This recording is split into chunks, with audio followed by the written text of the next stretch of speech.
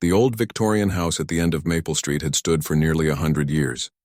Its blue paint had faded over time, and the white trim now looked yellowed and worn. The locals in the small town of Pine Grove knew the house well, but few knew much about the woman who lived inside. Dorothy Jenkins was 87 years old and had lived alone in that house for the past 23 years, ever since her husband Tom passed away.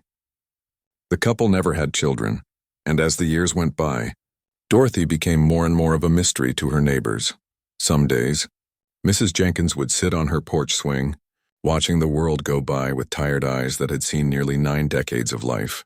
She wore the same cardigan sweater regardless of the weather, a faded blue one that matched what her house used to look like when it was freshly painted. On these days, she would sometimes wave at passing children or nod to the mailman, but she rarely spoke. "Good morning, Mrs. Jenkins," called out Bill Thompson from across the street one crisp autumn day. Bill had lived in the neighborhood for 15 years and could count on one hand the number of actual conversations he'd had with the elderly woman. Dorothy looked up, seeming almost surprised that someone had noticed her. She raised a wrinkled hand in acknowledgement but said nothing. Her silver hair was pulled back in a neat bun, and despite her age, she sat with perfect posture. "We're having a block party this weekend," Bill continued, not deterred by her silence. "You're welcome to join us if you'd like." "Thank you," Dorothy replied, her voice surprisingly clear and strong for someone her age. "Perhaps I will," but both of them knew she wouldn't come. She never did. What the neighbors didn't know was that Dorothy's life inside that old house was full of activity. While she appeared frail and quiet to the outside world, her mind remained sharp as a tack. Before retirement, she had been a high school chemistry teacher who inspired hundreds of students with her passion for science. Even now, she still read scientific journals and kept up with the latest discoveries. The inside of Dorothy's home told a different story than its weathered exterior. While the living room and kitchen were modest and tidy, the upstairs rooms had been transformed over the years. What was once a spare bedroom had become her personal laboratory, a place where she continued her lifelong love of experimentation and discovery. The autumn days grew shorter, and the leaves on the maple trees turned brilliant shades of orange and red before falling to the ground. Dorothy watched the seasons change from her porch swing less frequently as the air grew colder. Instead, she spent more time upstairs in her makeshift lab. On a Thursday evening in late October, the sun had already set by 6:30 p.m. Most families on Maple Street were finishing dinner or helping children with homework.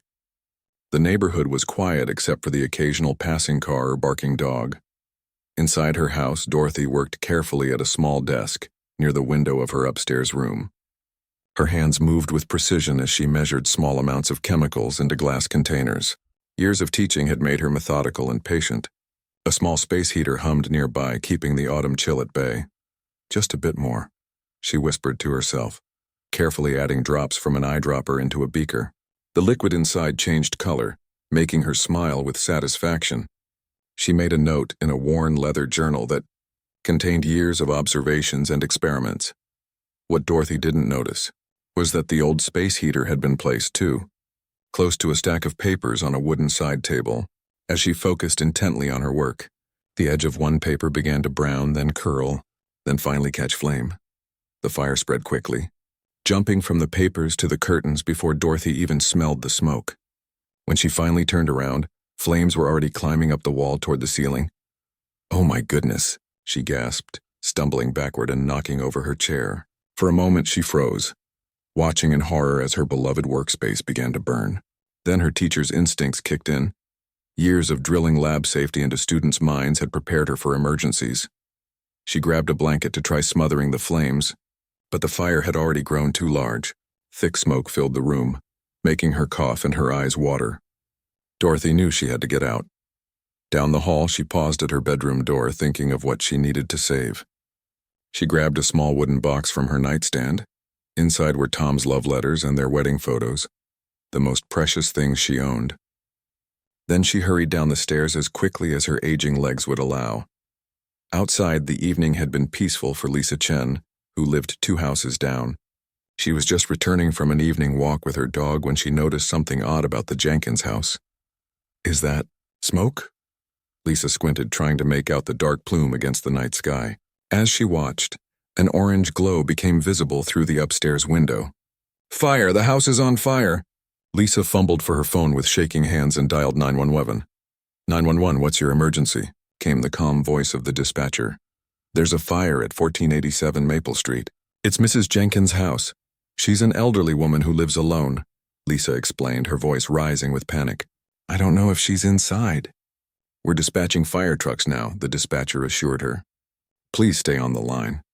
By now, other neighbors had noticed the commotion. Bill Thompson rushed outside in his slippers, followed by his wife. The Rodriguez family from across the street emerged from their home, gasping when they saw the smoke now pouring from the upstairs windows. "Someone check if she's inside," Bill called out, already jogging toward the house. Just as he reached the front yard, the door opened and Dorothy appeared on the porch. She was clutching a small wooden box to her chest and coughing. Her face was smudged with soot, and her silver hair had come loose from its usual tidy bun. "Mrs. Jenkins." Bill rushed up the steps to help her. "Thank goodness you're all right." "My house," Dorothy said softly, turning to look at her home of 50 years. Flames were now visible through the upstairs windows, casting an eerie orange glow onto the yard. "Everything I've worked for." Bill gently guided her away from the burning building. "What matters is that you're safe." More neighbors gathered on the street, watching in horrified fascination as the fire grew. Someone brought a blanket for Dorothy, and Lisa Chen offered her a bottle of water. "The fire department is on their way," Lisa assured her. Indeed, the sound of sirens could be heard in the distance, growing louder by the second. Dorothy sat on a neighbor's garden bench, still clutching her wooden box. Despite the chaos around her, she remained surprisingly calm, almost too calm for someone whose home was going up in flames.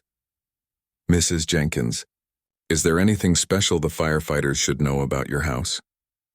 Bill asked, kneeling beside her. "Anything that might be dangerous in the fire?" A strange look crossed Dorothy's face, something between worry and secrecy. "My work," she said quietly. "They should be careful upstairs." "What kind of work?" Bill pressed, but before Dorothy could answer, 3 fire trucks roared onto Maple Street, lights flashing and sirens blaring. Firefighters jumped from the trucks before they had fully stopped, moving with practiced efficiency. The fire chief, a tall woman with a commanding presence, approached Dorothy while her team unrolled hoses and prepared to battle the blaze. "Ma'am, I'm Chief Winters. Are you the homeowner?" she asked, her voice firm but kind. Dorothy nodded, still strangely composed despite the circumstances. "Yes, I live alone. The fire started upstairs in the north bedroom. Is there anyone else inside? Pets, anything the team should be aware of?" the chief asked. Dorothy hesitated, her fingers tightening around her wooden box. "No one else is inside, but—" She paused, looking up at the now fully engulfed second floor of her home. "There's something you should know before you go in." The firefighters had already connected to the hydrant and were preparing to enter the structure. Chief Winters gestured for her team to wait. "What is it, ma'am?" she asked Dorothy. Dorothy took a deep breath. "I have a laboratory upstairs. I'm a retired chemistry teacher, and I've been conducting experiments. There are chemicals that might be reactive with water or heat." Chief Winters' expression changed instantly. She turned and shouted to her team, "Hold position! Possible hazardous materials inside." She keyed her radio. "Dispatch, we need a hazmat unit at 1487 Maple Street. Elderly resident reports chemical laboratory inside the structure." Dorothy watched with an unreadable expression as the firefighters changed their approach, moving with new caution. None of her neighbors knew about her upstairs laboratory. It had been her private sanctuary for years. As the flames grew higher and began to consume more of her beloved home, Dorothy sat quietly, watching.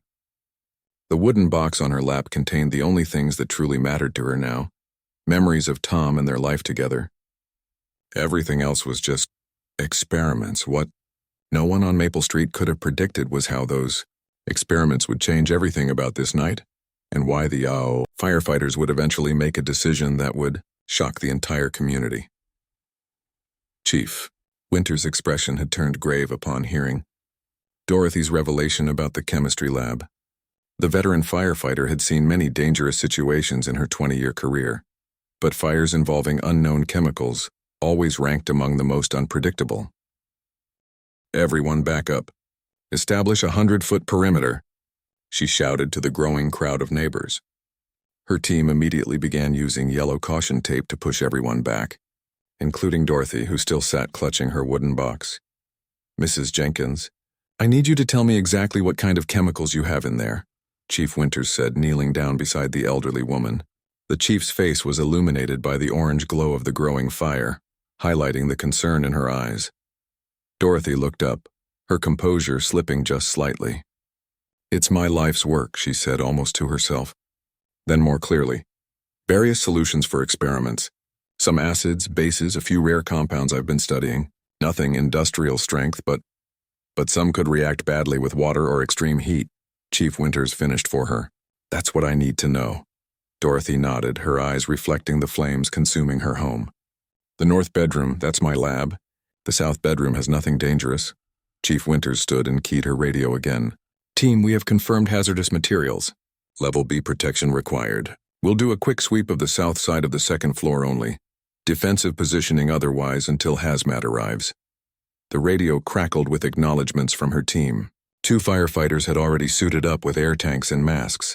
Chief Winters approached them, pointing at the house and giving specific instructions. The growing crowd of neighbors watched from behind the caution tape, murmuring among themselves. "Did she say chemicals?" Bill Thompson asked his wife. "A lab? In her house?" Lisa Chen wondered aloud. "I've lived down the street for 6 years and had no idea." The Rodriguez family stood huddled together, watching with wide eyes as the firefighters moved with new caution around the burning house. Their 10-year-old son tugged on his father's sleeve. "Dad, was Mrs. Jenkins some kind of scientist?" Before his father could answer, the sound of breaking glass cut through the night as one of the upstairs windows shattered from the heat. A collective gasp rose from the crowd.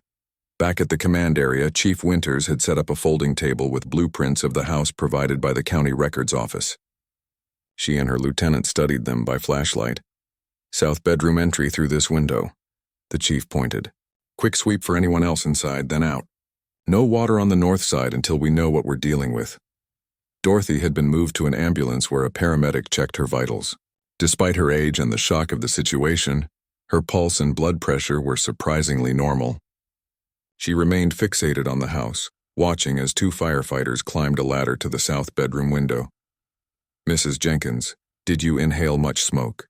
the young paramedic asked, placing an oxygen mask near her face. Dorothy waved it away gently. "I'm fine, dear. I got out quickly." Her eyes never left the house. "They need to be careful with my journals. 20 years of research in those notebooks." The paramedic exchanged a glance with her partner. The old woman's priorities seemed strangely misplaced, more concerned with her research than her home burning down. On the ladder, Lieutenant Foster and firefighter Thompson carefully broke away the remaining glass from the window frame of the south bedroom. Their powerful flashlights cut through the thick smoke as they peered inside. "I see a bed, dresser, normal bedroom," Foster reported through his radio. "Visibility about 3 feet. Heat moderate but increasing. Make entry, quick sweep, then out," Chief Winters instructed through the radio. 2 minutes max." The 2 firefighters climbed through the window, immediately dropping low where the air was clearer. They moved efficiently, checking under the bed and in the closet. Standard procedure to ensure no one was trapped inside. "All clear in the bedroom," Foster reported, moving to hallway for vital signs of the north room. They approached the hallway cautiously, feeling the heat intensify dramatically. The door to the north bedroom was closed, but orange light flickered from beneath it, and the door itself was hot to the touch. "North room fully involved," Foster reported. "Door hot. No entry advised." As they turned to exit through the window, Foster's flashlight beam caught something on the dresser, a stack of notebooks with handwritten labels. Remembering the chief's mention of research journals, he quickly grabbed them. "Got some notebooks. Exiting now," he reported. Outside, Chief Winters had just received word that the hazmat team was still 20 minutes away when she saw her firefighters emerging from the window. The crowd of onlookers applauded as the 2 made their way safely down the ladder. Foster approached the chief carrying the stack of 5 leather-bound journals. "Found these? Thought they might be important based on what the owner said." Chief Winters nodded and took them to Dorothy, who was still sitting in the back of the ambulance. "Mrs. Jenkins, are these your research journals?" she asked, holding them out. Dorothy's eyes widened, and for the first time that evening, genuine emotion broke through her calm facade. Yes, oh, thank you.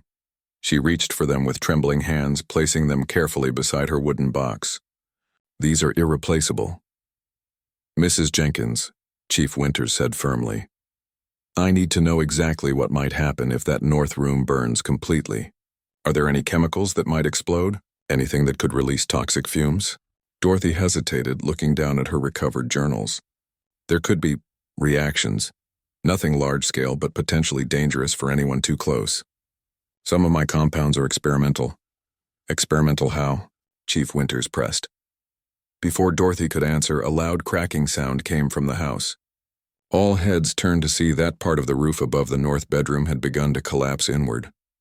Flames shot higher into the night sky, and a shower of sparks rained down on the front yard. Chief Winters immediately keyed her radio.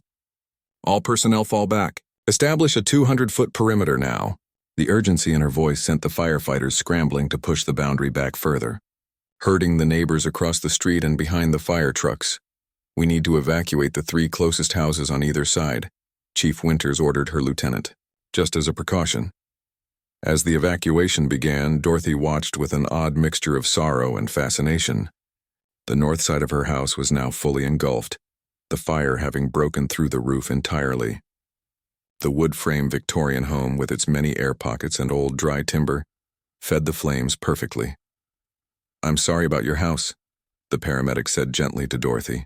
But you're safe, and that's what matters. Dorothy nodded absently, her fingers tracing the leather cover of the top journal. Yes, I suppose it is. Across the street, Bill Thompson and his wife had welcomed the Rodriguez family into their home after the evacuation order. They watched the fire through their front window. I still can't believe it, Mrs. Thompson said. Quiet old Mrs. Jenkins had a chemical lab in her house all these years. What was she doing in there? She was a chemistry teacher, Lisa Chen said, having joined them after also being evacuated. I overheard the paramedics talking. She taught high school chemistry for 40 years. But why have a lab at home? Bill wondered. And why keep it secret from everyone? Back at the command center, which had been moved further down the street, Chief Winters was on the phone with the hazmat team leader, who was still en route. Unknown chemicals, possibly reactive to heat and water. Resident is a former chemistry teacher who's been conducting home experiments for years, she explained. We're maintaining a defensive position. No water on the fire yet. As she spoke, another portion of the roof collapsed with a thunderous crash. A plume of sparks shot skyward, followed by something unexpected. A flash of bright blue-green flame that lasted only seconds but was distinctly different from the normal orange fire. Did you see that? One of the firefighters asked. Chief Winters ended her call and grabbed her binoculars. Through them, she could see more unusual flashes of color coming from within the inferno. Purples, bright greens, and electric blues. Chemical fire, she confirmed. Multiple unknown substances burning. The hazmat team leader's words echoed in her mind. Don't put water on it until we know what we're dealing with. Some chemicals react violently with water and will only make things worse. She turned to look at Dorothy, who was still sitting calmly in the ambulance, now with both her wooden box and rescued journals beside her. Something about the elderly woman's demeanor had bothered Chief Winters from the start. Most people whose homes were burning showed panic, distress, sometimes even hysteria. But Dorothy seemed almost expectant. Chief Winters walked over to the ambulance. Mrs. Jenkins, I need to ask you something, and I need the absolute truth. She waited until Dorothy looked up and met her eyes. Was this fire an accident? Dorothy didn't flinch at the question. The fire was an accident. My space heater was too close to some papers. And the chemicals? The experiments? What exactly have you been working on up there all these years? For the first time, Dorothy smiled. A small, secretive smile that made her look years younger. Something remarkable, Chief. Something I've devoted my retirement to perfecting. She patted her journals. And now I have everything I need to start again somewhere else. Another explosion rocked the night, larger than before. Everyone ducked instinctively as a shower of debris scattered across the front yard. When they looked up, the entire second floor of Dorothy Jenkins' house was engulfed in rainbow-colored flames, burning with an intensity that made the heat felt even at their increased distance. Chief Winters stared at the extraordinary sight. Then back at the elderly woman whose life's work was going up in flames. She made her decision. We're going to let it burn, she announced to her team. Contain it to this property. Protect the neighboring homes, but we don't put water on that chemical fire. Too dangerous without knowing what we're dealing with. The firefighters nodded, understanding the reasoning. They'd all seen chemical fires before, though perhaps never this beautiful or mysterious. As the night wore on and Dorothy's house continued to burn, the neighbors huddled together, watching the firefighters work to keep the fire from spreading while letting the old Victorian home burn to the ground. None of them could have guessed what the morning would reveal about their quiet, elderly neighbor, or what the firefighters would find in the ashes of what had once been her secret laboratory. Dawn broke over Maple Street with the smell of smoke still heavy in the air.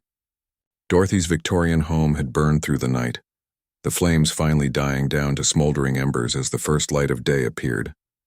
What remained was barely recognizable as a house: blackened timbers, collapsed walls, and a pile of rubble where the second floor had been. The fire department had maintained their perimeter throughout the night, hosing down neighboring properties to prevent the fire from spreading, but allowing Dorothy's house to burn itself out. The hazmat team had arrived shortly after midnight, setting up air quality monitors around the neighborhood and testing for dangerous chemicals in the smoke.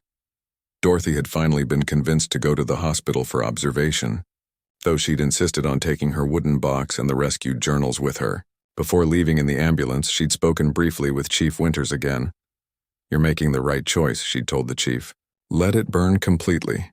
Now, as morning light revealed the full extent of the destruction, Chief Winters stood with the hazmat team leader, both wearing protective suits as they prepared to examine the ruins. "Air quality readings are normal now," said the hazmat specialist, a man named Dr. Howard, who'd been called in from the State Environmental Agency. "But I'm still picking up some unusual chemical signatures. Nothing immediately dangerous, but definitely not your typical house fire residue." Chief Winters nodded, pulling on her protective gloves. "Let's go in carefully. I want to know what we're dealing with here." The two officials, along with 4 specially trained firefighters in protective gear, approached the smoldering ruins.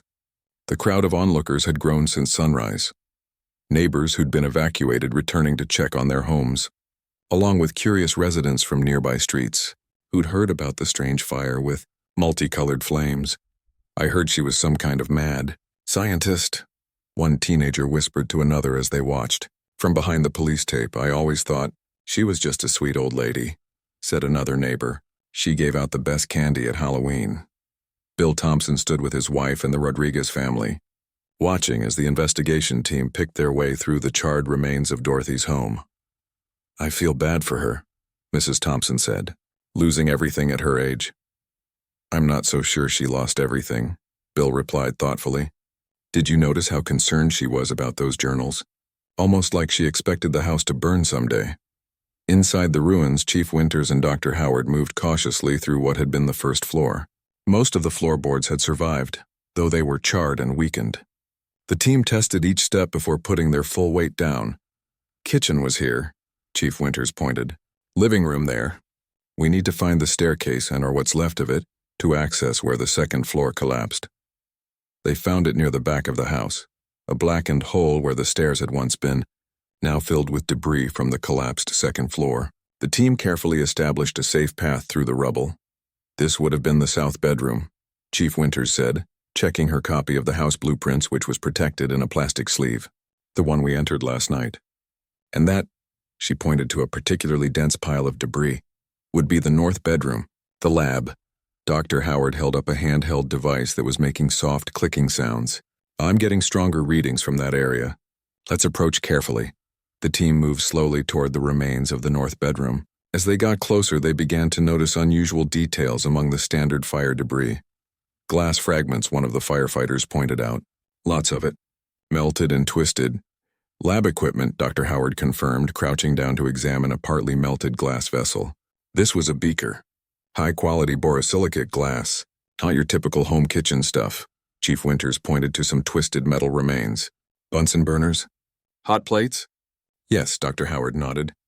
"And look at this." He carefully picked up what appeared to be a partially melted metal stand. "This is laboratory-grade equipment. Expensive stuff." As they continued to search through the debris, their discoveries became increasingly puzzling. "Chief, you need to see this," called one of the firefighters who had moved to the far corner of what had been the lab. Chief Winters and Dr. Howard carefully made their way over. The firefighter was pointing to a metal cabinet that had partially survived the fire. Its door hung open, revealing shelves of small glass vials, some broken, others intact, all labeled with chemical formulas and dates. Dr. Howard examined the labels without touching anything. "These aren't standard chemical notations," he said after a moment. "I recognize some of the base compounds, but the combination—" He shook his head. She was creating her own formulations. Custom compounds. Dangerous? Chief Winters asked. "Not necessarily," Dr. Howard replied, "but definitely unusual. This wasn't just a retired teacher doing basic experiments. This was serious research." Another firefighter called out from nearby. "Found something else." The team gathered around what appeared to be the remains of a metal safe. The fire had damaged it, but it hadn't broken open. The combination lock was melted beyond use. "We'll need tools to open this," Chief Winters said. While they waited for the equipment to arrive, the team continued their careful examination of the lab area. They found more evidence of sophisticated research.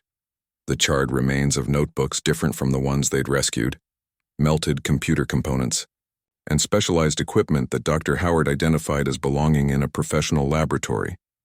"This is high-end stuff," he said, examining the remains of what appeared to be a centrifuge, university-level research equipment.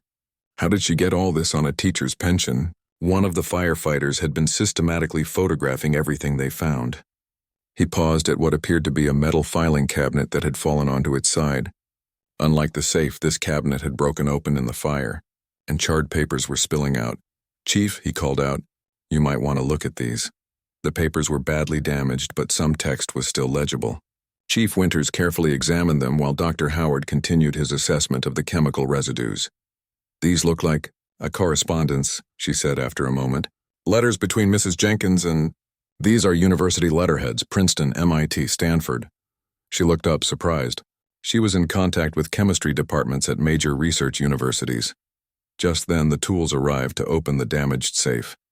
It took nearly 30 minutes of careful work before they finally got it open.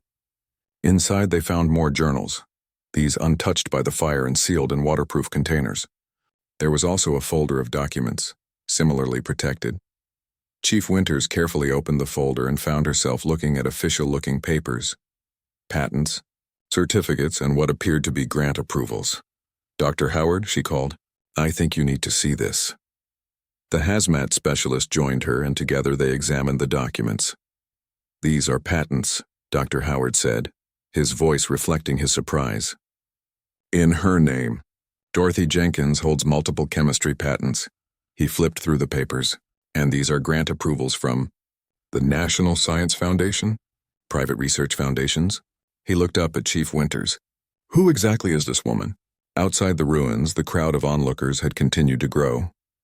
Local news had arrived, setting up cameras and interviewing neighbors about the mysterious fire and the elderly woman who lived in the house. Lisa Chen was speaking to a reporter. She was so quiet, so unassuming. None of us had any idea she was doing anything unusual in there. Bill Thompson added, "She's lived here for decades. Everyone knew her, but I guess no one really knew her." Back inside, the investigation team had gathered their findings and were preparing to leave the unstable structure. "We need to take these materials for further analysis," Dr. Howard said, carefully packing the safe's contents into evidence containers. "And I want to test samples from all around the lab area." Chief Winters nodded in agreement. "Let's get everything documented and packed up. And I think we need to have a much longer conversation with Mrs. Jenkins." As they emerged from the ruins, they were met by the police chief who had arrived while they were inside. "What did you find?" he asked. Chief Winters glanced at Dr. Howard before answering. "More questions than answers. Mrs. Jenkins isn't just a retired chemistry teacher. Based on what we found in there, she's been conducting sophisticated research for years, possibly decades." "Research into what?" the police chief asked. "That's the big question," Dr. Howard replied. "We found equipment and chemical traces that suggest she was working with compounds I've never seen before. Custom formulations that don't match anything in standard chemical databases. Is this a public safety concern?" the police chief pressed. Chief Winters considered the question carefully. "The fire's out and the air quality monitors aren't showing any dangerous levels of toxins. But until we know exactly what she was working on, I'd recommend maintaining the perimeter around the property. As they talked, a car pulled up and a man in a suit stepped out, flashing identification to the officer at the perimeter tape. He was allowed through and approached the three officials. "I'm Agent Daniels, FBI," he introduced himself. "We received a flag when Dorothy Jenkins' name came up in your emergency system last night." The three local officials exchanged surprised glances. "The FBI has an interest in Mrs. Jenkins?" Chief Winters asked. Agent Daniels nodded. "We've been aware of her work for some time." "Where is she now?" "County Hospital for observation," the police chief answered. "Standard procedure for elderly fire victims." "And what did you find inside?" Agent Daniels asked, looking at the ruins. Dr. Howard indicated the evidence containers. "Research equipment. Custom chemical compounds, patents, grant documentation." Agent Daniels didn't look surprised. He simply nodded and said, "I'll need to take possession of those materials." Chief Winters stepped forward. "With all due respect, Agent Daniels, we need to understand what happened here. What was Mrs. Jenkins working on that has the FBI interested?" The agent's expression remained neutral. "That information is classified, Chief Winters. But I can tell you this much. Dorothy Jenkins isn't just a retired high school teacher. 25 years ago, she was one of the country's leading research chemists, specializing in compounds that—" He paused, choosing his words carefully. "That had significant implications for national security." The silence that followed was broken only by the sound of more news vans arriving at the scene. Whatever Dorothy Jenkins had been working on in her quiet Victorian house on Maple Street, it was clear that this story was far from over. County Hospital was not used to the kind of commotion that surrounded room 237. Two police officers stood guard outside the door. Men and women in suits came and went, showing identification and speaking in hushed tones. Nurses exchanged curious glances as they passed by, wondering what an 87-year-old woman could have done to warrant such attention. Inside the room, Dorothy Jenkins sat propped up in bed, looking smaller and more fragile than she had the night before. The adrenaline of the fire had worn off, leaving behind an elderly woman who, despite her secrets, was still affected by smoke inhalation and the shock of losing her home. Her wooden box and rescued journal sat on the bedside table, never far from her reach. Chief Winters stood at the foot of the bed, still in her uniform, though she'd been on duty for over 24 hours now. Beside her was Agent Daniels from the FBI, along with a woman who had been introduced only as Dr. Carson from the Department of Energy. "Mrs. Jenkins," Chief Winters began, "I think it's time you told us exactly what was going on in that house." Dorothy's eyes, though tired, remained sharp and alert. She glanced at Agent Daniels, then at Dr. Carson before responding. "I suppose there's no avoiding it now." "We found your patents," Chief Winters continued. "Your correspondence with universities. Equipment that belongs in a professional laboratory, not someone's spare bedroom. And the chemical residues," Dr. Carson added, speaking for the first time. Her voice was calm but authoritative. "Very unusual formulations, Mrs. Jenkins, very specific." Dorothy sighed and adjusted herself in the bed. "I never stopped my research, if that's what you're asking. Retirement was just a change of venue." "Why the secrecy?" Chief Winters asked. "Why conduct sophisticated research in your home instead of a proper facility?" A small smile appeared on Dorothy's face. "Freedom, Chief Winters. No oversight committees. No grant applications specifying exactly what I could and couldn't investigate. No government officials looking over my shoulder." She glanced pointedly at Agent Daniels. At least that was the idea. Agent Daniels stepped forward. Dorothy Jenkins, or should I say, Dr. Jenkins, was one of the leading chemists at Lawrence Livermore National Laboratory in the 1980s and early 90s. Her work was significant. "Classified." "You mean," Dorothy corrected him, "everything I did was stamped top secret and locked away." "For good reason," Agent Daniels countered. Chief Winters looked between them, piecing together the story. "So you were a government scientist working on classified research. Then what? You retired to Pine Grove and continued your work in secret? Why?" Dorothy's eyes drifted to the window where sunlight streamed in. For a moment she seemed lost in memories. "I made a discovery in 1995, she finally said. Something unexpected in the compound I was studying. Something with Implications beyond what my superiors were looking for. She turned back to look at the three officials at the foot of her bed. They wanted to bury it, classify it so deeply it would never see the light of day. Again, for good reason, Agent Daniels interjected. That's a matter of perspective, Dorothy replied coolly. I believed then, and still believe now, that my discovery could help people. But it would have disrupted too many powerful industries, too many financial interests. Dr. Carson stepped closer to the bed. Are you saying you continued this line of research for nearly 30 years? In your home? Dorothy nodded. I took early retirement. Bought that old Victorian house because it had good bones and plenty of space. Converted the north bedroom into a lab and got to work. She smiled slightly. You'd be amazed what equipment you can acquire when you have connections in the scientific community and several valuable patents to your name. Chief Winters was trying to process this information.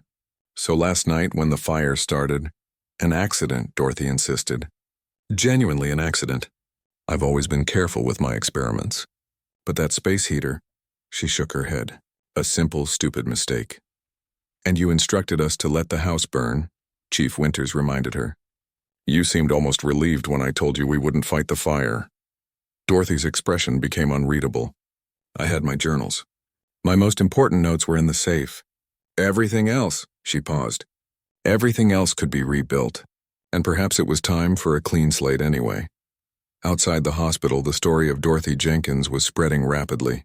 News vans remained parked along Maple Street, where investigators in protective suits continued to sift through the ruins of her home.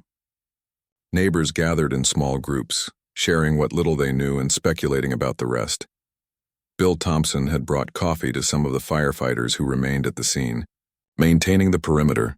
Any idea what she was really up to in there? He asked one of them, a young firefighter who looked exhausted after the long night. Above my pay grade, the firefighter replied with a shrug. But I've never seen the feds show up so fast for a house fire. Lisa Chen was speaking with Mrs. Rodriguez across the street. I just feel bad for not knowing her better, Lisa was saying. All these years living on the same street, and none of us had any idea who she really was. Back at the hospital, the conversation in room 237 had grown more technical, with Dorothy explaining aspects of her research to Dr. Carson, while Agent Daniels listened intently and took notes. Chief Winters, though present, felt increasingly out of her depth as the scientists discussed molecular structures and chemical reactions she couldn't begin to understand. So the compounds in the metal cabinet, Dr. Carson was saying, those were your latest iterations? Dorothy nodded. The most promising formulations, yes. Though without my complete notes, you'll find them difficult to reproduce. She patted the journals beside her. Science is both an art and a discipline, Dr. Carson. Some things can't be reverse-engineered without understanding the journey that led to them. Agent Daniels closed his notebook. Dr. Jenkins, you know that those journals are technically government property. Your research began under federal funding and with access to classified information. Dorothy's expression hardened. My research began long before the government recruited me, Agent Daniels, and it continued long after they tried to shut it down. She placed a protective hand on her journals. These contain 30 years of independent work, performed on my own time with my own resources. The tension in the room was interrupted by a knock at the door. A nurse poked her head in, looking apologetic. I'm sorry to interrupt, but I need to check Mrs. Jenkins' vitals. The three officials stepped into the hallway to continue their discussion privately. We need those journals, Agent Daniels said immediately once the door closed. Dr. Carson shook her head. Legally, it's complicated. If she truly conducted this research independently after retirement, you know as well as I do the potential implications if what she was working on is what I think it is. Agent Daniels responded. This isn't about legalities. It's about national security. Chief Winters had been quiet, but now she spoke up. It's also about an 87-year-old woman who just lost her home and nearly lost her life. Whatever she was working on, she kept it safely contained for decades. No one in that neighborhood was ever harmed. That we know of, Agent Daniels countered. Our air quality tests showed no dangerous levels of toxins, Chief Winters reminded him.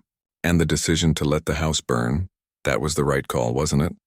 Even with what we know now. Dr. Carson nodded slowly. Based on what I've learned about the compound she was working with, yes. Water would have created potentially dangerous reactions. Letting it burn out was the safest approach for the community. The nurse emerged from the room and they paused their conversation until she had walked away. "What happens to her now?" Chief Winters asked. Agent Daniels and Dr. Carson exchanged glances. "That will be determined by higher authorities," Agent Daniels said carefully.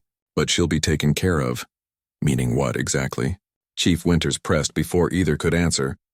They were interrupted by the arrival of a distinguished-looking older man in an expensive suit, accompanied by two younger men who had the unmistakable bearing of security personnel. "I'm looking for Dorothy Jenkins' room," the man said, not bothering with introductions. Agent Daniels straightened immediately, his demeanor changing to one of deference. "Director Walsh, we weren't expecting you personally." The man, Director Walsh, merely nodded in acknowledgement. "Is she in there?" he asked, indicating the door they were standing beside.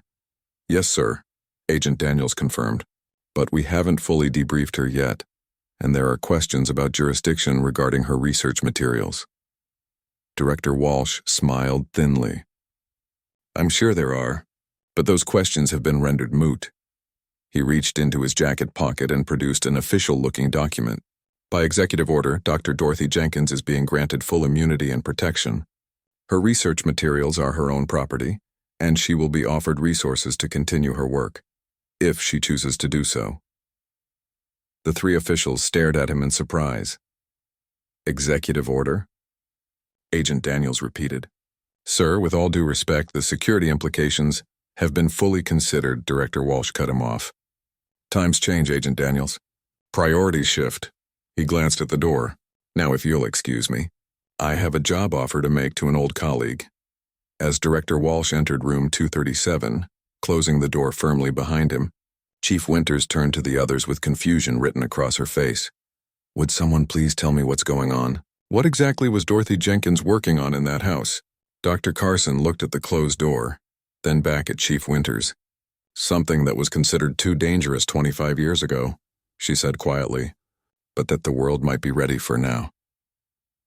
3 months had passed since the fire that destroyed Dorothy Jenkins' Victorian home on Maple Street. Spring had arrived in Pine Grove, bringing new leaves to the trees and flowers to the gardens. Life had mostly returned to normal for the residents, with one notable exception. The empty lot where Dorothy's house once stood remained cordoned off. Official-looking people in protective suits still visited occasionally, taking soil samples and scanning the ground with specialized equipment. Rumors about what had happened there continued to circulate through the town, growing more elaborate with each retelling. Chief Winters pulled her fire department SUV to the curb across from the empty lot and sat there for a moment, watching two technicians in white hazmat suits carefully collect samples from what had been Dorothy's front yard. After a moment, she stepped out of the vehicle and approached the perimeter fence. "Any interesting findings today?" she called out to the technicians. One of them straightened up and waved in recognition. "Chief Winters." "No, nothing new. Just routine monitoring." Chief Winters nodded, unsurprised. They never told her anything of substance, despite her role in the initial incident. She'd been interviewed multiple times by various government agencies in the weeks following the fire, but after answering the same questions repeatedly, she'd been politely but firmly shut out of any further information. She turned away from the empty lot and walked down the street to her actual destination, Bill Thompson's house, where the neighborhood had gathered for a barbecue. It was the first warm weekend of the year, and the residents of Maple Street had decided it was time for some community bonding after the strange events of the winter. "Chief Winters," Bill called out as she entered the backyard. "Glad you could make it." He handed her a cold drink. "We weren't sure if you were on duty today." "Just finished my shift," she replied, accepting the drink gratefully. "Thought I'd stop by before heading home." The Thompsons' backyard was filled with neighbors chatting in small groups, children playing, and the smell of food cooking on the grill. Lisa Chen waved from where she was setting up a table of side dishes. The Rodriguez family was helping arrange chairs. "Any news about Mrs. Jenkins?" Mrs. Thompson asked, joining them. It was the question everyone still asked whenever they saw Chief Winters, as if her role in the fire gave her special knowledge about the mysterious woman who had lived among them for decades. Chief Winters shook her head. "Nothing official. Last I heard, she was staying at some government facility. continuing her research under proper supervision. I still can't believe it, Bill said, shaking his head. All those years and none of us knew we had a famous scientist living on our street. Not just famous, Lisa added, joining the conversation. I looked her up online after everything came out. Before she retired, Dorothy Jenkins was nominated for the Nobel Prize in Chemistry. Twice. The revelation about Dorothy's true identity had come gradually in the weeks following the fire. First through news reports, then through official statements, and finally through a limited press conference where certain aspects of her story had been shared with the public. My cousin works at the university. Another neighbor chimed in. He says her work on molecular catalysts was groundbreaking, even before she went to work for the government. The classified stuff she did later, that's still mostly secret. Chief Winters listened to them speculate, neither confirming nor denying anything. The truth was, despite her involvement in the incident, she knew little more than what had been made public. The government had been surprisingly open about Dorothy's identity as a renowned chemist, while remaining absolutely tight-lipped about exactly what she had been researching in her home laboratory. The gathering was interrupted by the arrival of a sleek, black car that pulled up in front of the Thompson house. All conversation stopped as the neighbors watched a familiar figure emerge from the back seat. "Is that?" Bill began. "Mrs. Jenkins," Chief Winters confirmed, surprised herself. Dorothy Jenkins looked different than she had the night of the fire. She stood straighter, appeared healthier, and was dressed not in her usual cardigan but in an elegant pantsuit. She walked with the aid of a cane, but moved with purpose toward the Thompsons' gate. The backyard fell silent as she entered, all eyes turning toward the elderly woman who had become something of a local legend. "I hope I'm not intruding," Dorothy said, her voice still carrying the same clarity and strength that Chief Winters remembered from their first meeting. "I heard there was a neighborhood gathering and I wanted to stop by before I leave town." Bill Thompson recovered first. "Of course you're welcome, Mrs. Dr. Jenkins. Please come in. Would you like something to drink? A place to sit?" "Both would be lovely, thank you," Dorothy replied with a small smile.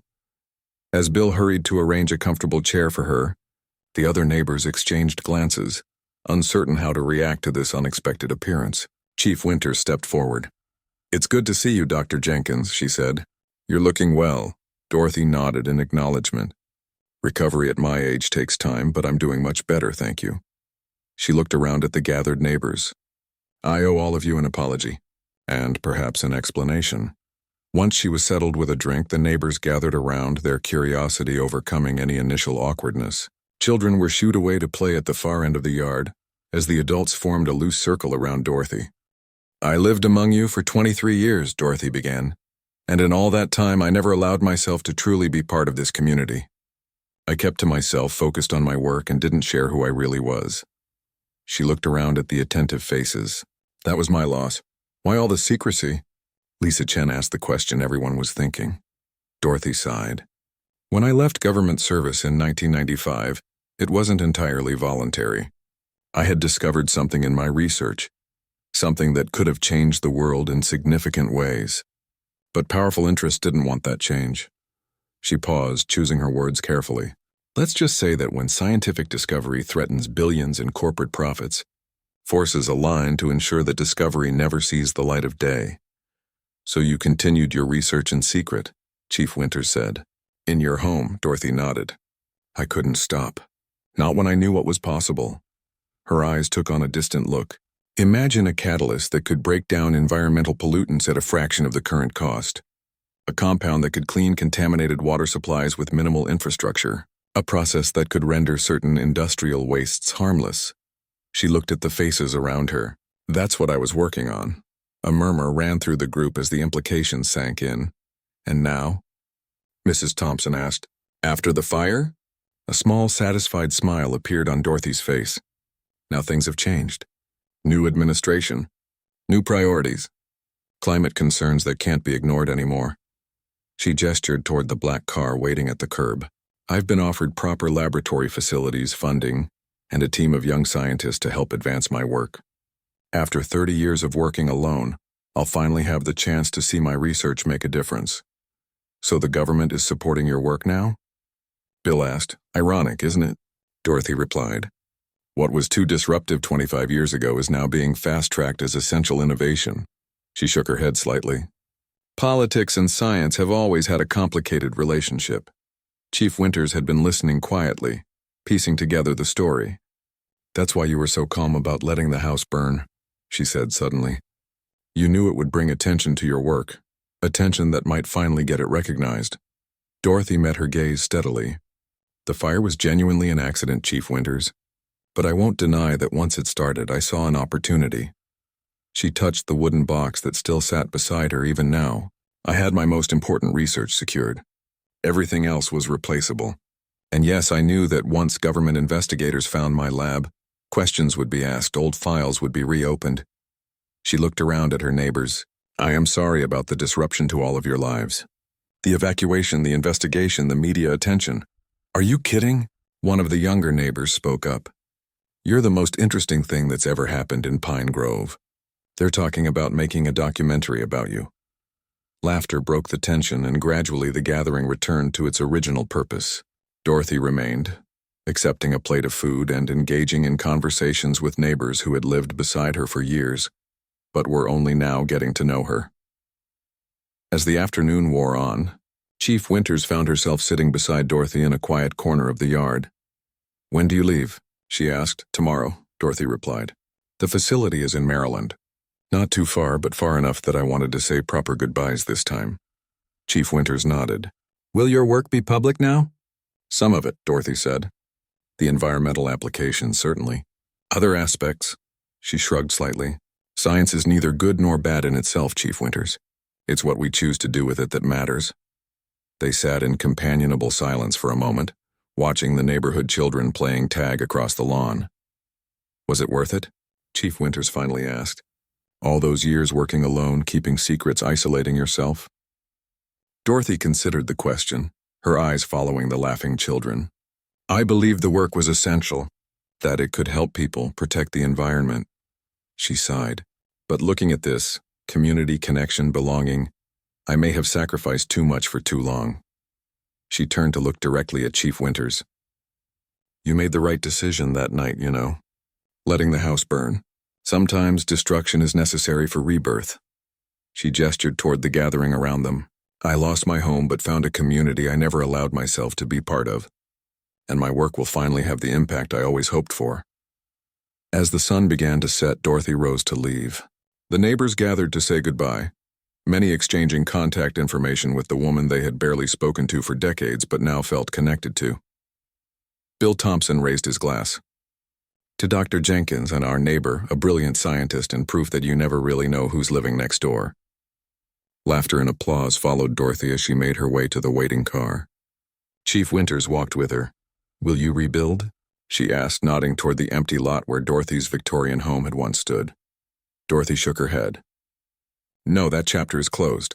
But I've donated the land to the town, with the suggestion it might make a nice community garden or small park. She smiled. Perhaps something new and beneficial can grow from those ashes. As the black car pulled away, Chief Winters stood watching it disappear down Maple Street. The decision she'd made that winter night, to let an elderly woman's house burn to the ground after discovering what was inside, had seemed simple professional protocol at the time. She couldn't have known it would uncap decades of suppressed research that might now help address some of the world's most pressing environmental challenges.